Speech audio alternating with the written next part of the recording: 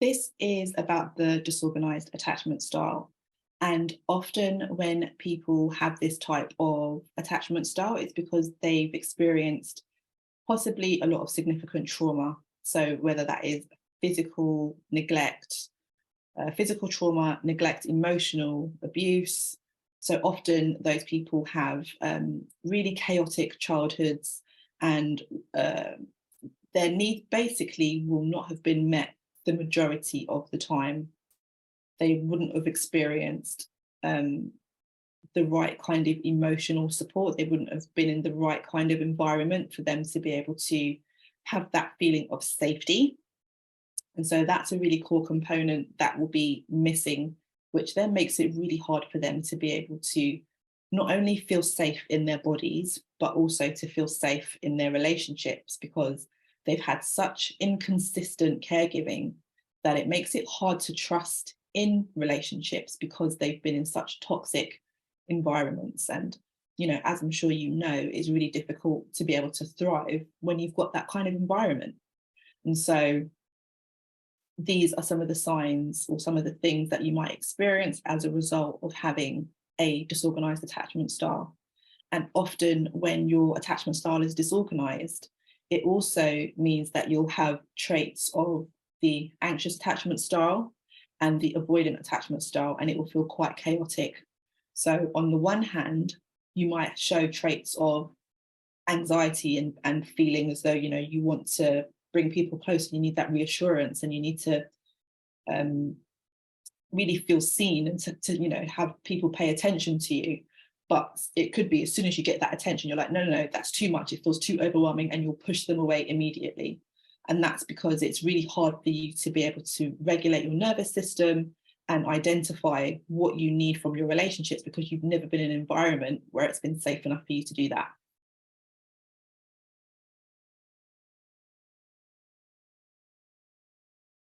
And so the parent's role in the disorganized attachment style.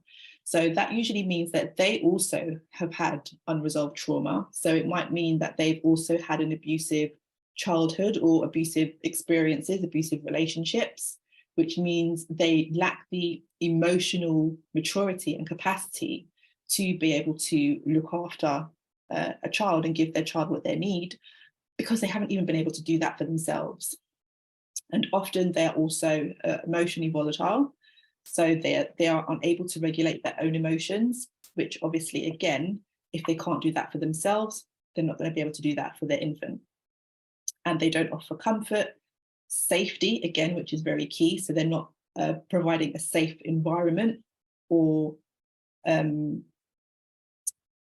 stability. I was thinking of another word there, but that word escaped. So I'll just go with stability. So what does this mean for the child? This means that they don't learn how to regulate their emotions because they're not being taught that, they're not being modeled that. And so when I talk about being modeled in terms of emotions, it's not necessarily that we're taught, you know, this is how you manage anxiety, this is how you manage anger. It's more that it's an attunement. And if there isn't attunement with the parent, or the parent isn't even in tune with themselves, they learn to really internalize the chaotic nervous system that their parent has. So if they are very chaotic on the outside and they're very volatile in their emotions, a child will internalize that, and it will, you know, really stunt their development of being able to come down to baseline and regulate their own things and emotions. And so often that means they'll have a lot of issues with anger. So it probably impacts not only their relationships, but also just functioning day to day. So they'll have issues with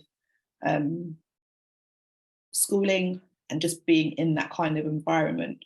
And so often they end up being quite dissociative, which basically it's like being outside of your body, not feeling very connected to your body. And so almost feeling like you have an out of body experience.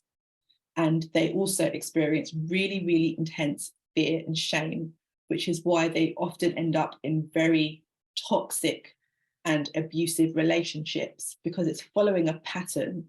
And when that's all that you know, and we're creatures of habit. So if our relationships are chaotic and abusive, we're going to stick to what feels familiar.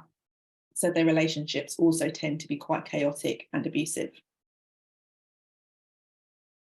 And because of their experiences and their lack of attunement and their lack of care and safety, their core beliefs really reflect this. And their beliefs look like, I am worthless and I have nobody. And that might be a really hard thing to just sit with, because that sounds quite sad.